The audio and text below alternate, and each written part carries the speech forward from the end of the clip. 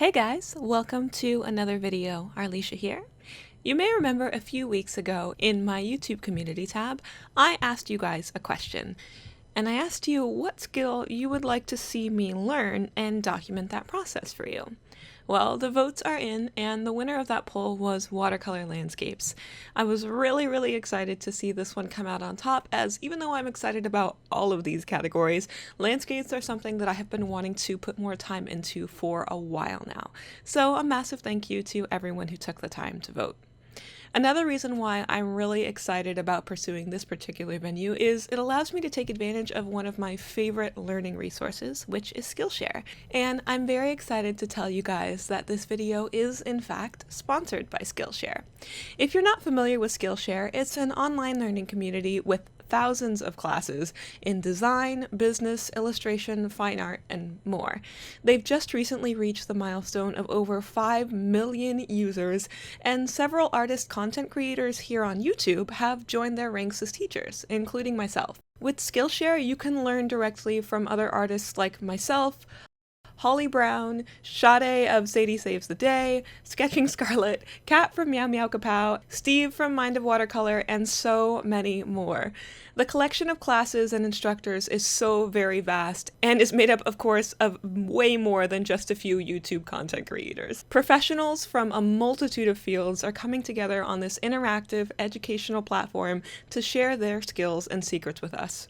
I wouldn't really promote something that I didn't actively and passionately believe in, and I use Skillshare all the time, not just as a teacher, but as a student as well. Premium membership gives you unlimited access to high-quality classes from experts working in their fields, so you can improve your skills, learn things that you didn't know how to do before, and actively engage in getting better at the things you love. An annual membership is super affordable at less than $10 a month, and there's a special link in the description of this video that will allow new members complete access to Skillshare's entire library of classes for free for 2 months. That's only available for the first 500 people to sign up, so check out that link down in the description soon if you're interested. As soon as the topic of watercolor landscapes was chosen for this particular video, I jumped right onto Skillshare to start learning. Before the influx of new information, I kind of wanted to know where I stood with landscapes, as while I had kind of practiced them in the past, it had been a long time.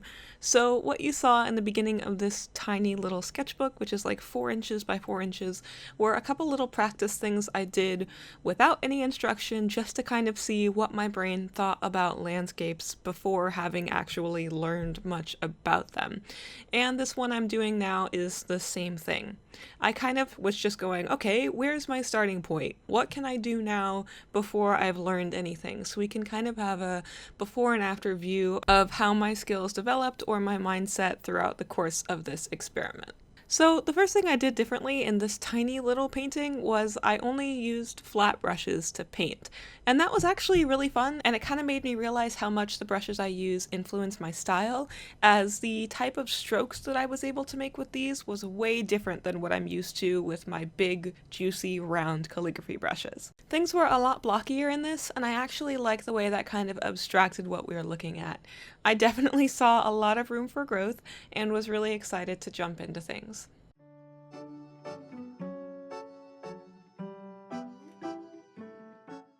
The first class I took was by Larson, who does incredible abstract landscapes, and I figured that starting here would be a good way to get me more familiar with loosening up and using different types of brushes.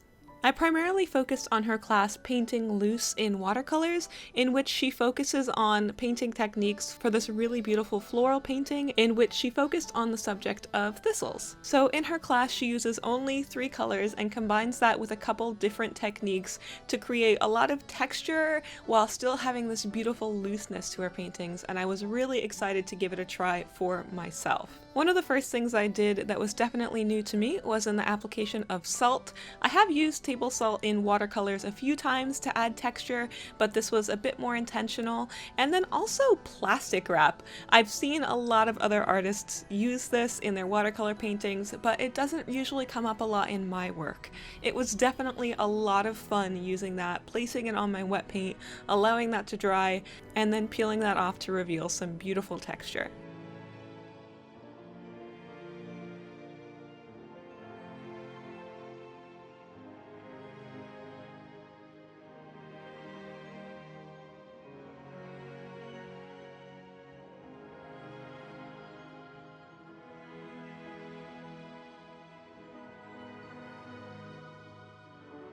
I dug up a few old brushes that I haven't used kind of ever, as they were handed down to me from family that used to paint, and this little bristle brush worked really well for adding texture to my flowers after that initial wet wash was done.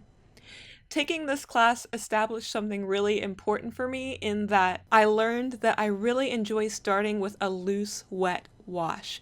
I wasn't exactly sure about the kind of landscapes or environment studies or floral arrangements, that whole wide category. I wasn't really sure where I wanted to fall in that category and what kind of things I wanted to create, because the category of watercolor landscapes is so large and so vast, from flowers to buildings and all different kinds of structures. It's just such a huge category and so hard to limit, and I knew that there was a place that I kind of would fit in a specific category or specific subject matter that I knew I would end up focusing on, but at this point I had no idea what that was, and I still kind of don't.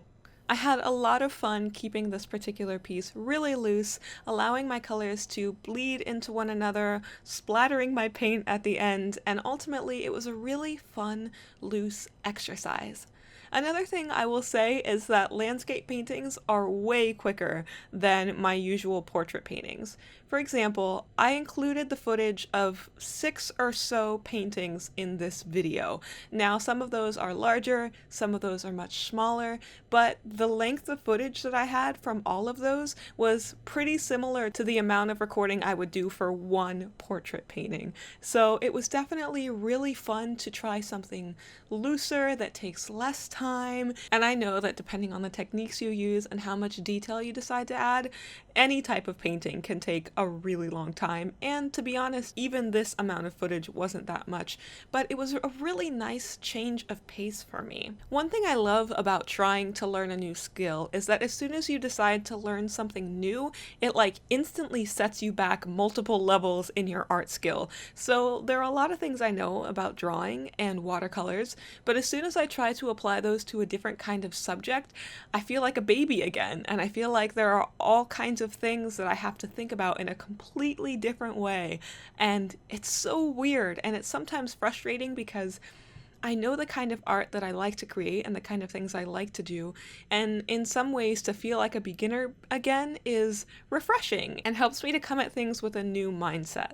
After my larger painting, I jumped back to a smaller sort of building study. I found classes by the illustrator Marco Bucci to be incredibly inspiring when it came to more traditional structured landscapes.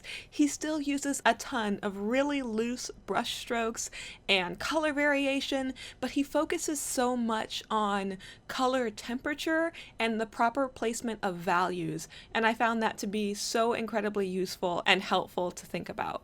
And of course, I'll leave links to both of the classes that I primarily focused on and those teachers down in the description, so you can check them out yourself if you'd like. I would really love to be able to give you guys a concise list of the things that I learned during this process, as I've been practicing landscapes off and on for the last couple of weeks, but to be honest, it was more about a shifting of mindset than it was about actually going, I'm gonna learn this new thing.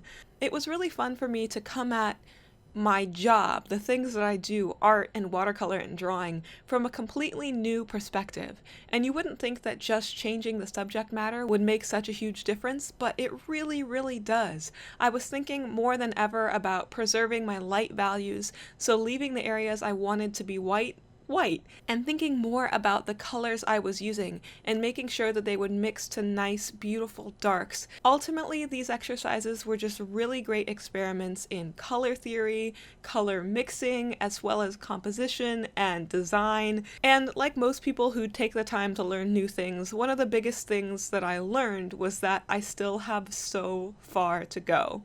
And I developed a new appreciation for the people who do watercolor landscapes as a whole. If I could summarize my top tips for watercolor landscapes up to this point, I would list them in this order. First and foremost, value is one of the most important things. When you look at a landscape painting, you want to be able to read it immediately for what it is. And that comes from having properly dark areas and light areas and a balance of contrast. If everything is dark or everything is light and you don't really have the entire spectrum, the eye doesn't really know where to look. When the painting is first placed in front of someone without proper values, you don't really know what you're seeing. I was thinking less about the specific colors I was using and more about the range of values in the overall composition. So values are super important. I also learned that as far as composition goes, I really like having something in the foreground, so something really close to the viewer that's not entirely visible, and then softer, fuzzier background textures. I really enjoyed that kind of composition overall. The laying in of wet washes was one of my favorite things, and then coming back to build on top of that with drier structure was really, really fun. Another big thing that I have to learn is about line quality. I use my calligraphy brushes for loose, organic shapes all the time, but when it comes to landscapes, each stroke is one step closer to defining your overall piece, and that's really, really important. So if a stroke is too big, it could make a blade of grass, for example, look completely out of place because in reality it would be much thinner.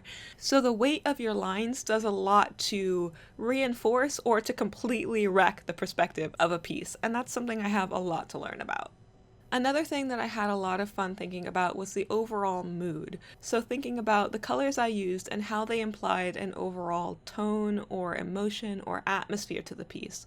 Was I using bright, vibrant, warm, happy colors or more neutralized, soft, calm colors? There's just so many new things to think about when exploring this project, and I hope that seeing this mess that I've been making over the last couple of weeks is inspiring to you guys. Let me know how you feel about trying new things. For me, it's a combination of exhilaration when I have that aha moment, when I know I've learned something new, and frustration at knowing that I'm better at some things but really, really not good at this new thing. Once again, I can't recommend enough that you guys check out Skillshare. All the links for that stuff will be down in the description, and as always, I massively appreciate that you guys have watched this video. It feels like forever since I put out a new video, as we are down to our once a week schedule now, but I have a lot of exciting new things coming for you guys in the future. I hope you all have had a wonderful week and will have a wonderful weekend. Thanks so much for watching, guys. I'll see you later. Bye!